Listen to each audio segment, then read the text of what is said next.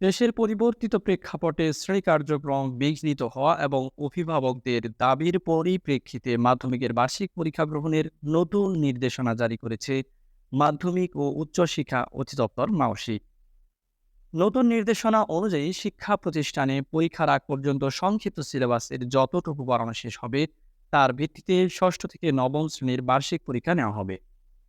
এ সংক্রান্ত নির্দেশনার চিঠি সব শিক্ষা প্রতিষ্ঠান প্রধানের কাছে পাঠানো হয়েছে। সম্প্রতি মাধ্যমিক ও উচ্চশিক্ষা অধিদপ্তর এই নির্দেশনা প্রকাশ করে।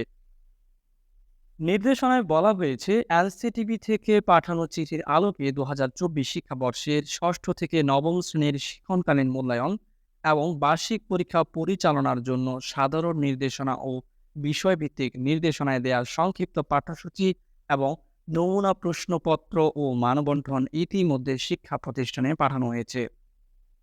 গত কয়েক মাসের পরিবর্তিত প্রেক্ষাপটে শ্রেণী কার্যক্রম বিঘ্নিত হয়েছে এবং শিক্ষাবর্ষের অবশিষ্ট সময়ে সংক্ষিপ্ত পাঠ্যসূচি অনুযায়ী শ্রেণী শিক্ষকের শিক্ষণ কার্যক্রম শেষ করা সম্ভব হবে না বলে শিক্ষার্থী, শিক্ষক এবং অভিভাবক মহল থেকে দাবি করা হয়েছে।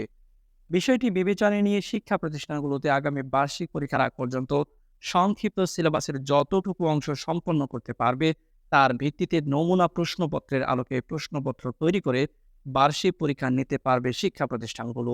তবে আগে এক চিঠিতে সংক্ষিপ্ত পাঠ্যসূচি বা সিলেবাস যথাসম্ভব সম্পন্ন করে পরীক্ষা গ্রহণের বিষয়টি সর্বোচ্চ বিবেচনায় নেয়ার জন্য শিক্ষা প্রতিষ্ঠান প্রধানদের অনুরোধ জানানো হয়েছে।